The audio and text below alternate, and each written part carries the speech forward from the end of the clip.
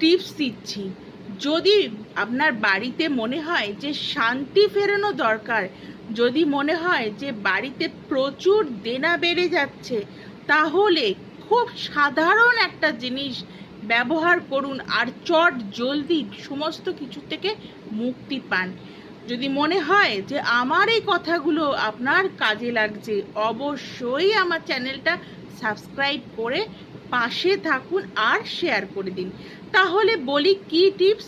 কিছুই না, রোজ ঘর মোছার সময়, বিশেষ করে যদি রোজ নাও পারেন, তাহলে বুধ এবং শনিবার, এই দুটো দিন, বুধ এবং শনিবার, যদি বাড়িতে শান্তি বজায় রাখতে চান, বাড়িতে দেনা মুক্ত করতে চান, তাহলে বুধ এবং শনিবার এই দুটো দিন ঘর মোছার সময় 2-4টে টুকরো ফিটকিরি, 2-4টে ফিটকিরির টুকরো জলে মিশিয়ে সেইটা দিয়ে সারা বাড়ি মুছুন।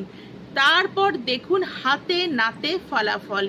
আমার এই টিপসটা অবশ্যই অবশ্যই অবশ্যই কাজে লাগবে। যদি আপনারা মন থেকে বিশ্বাস করে এই কাজটা করেন, অবশ্যই আপনারা এর ফল হাতে নাতে পাবেন এবং আমাকে অবশ্যই সেটা জানাবেন।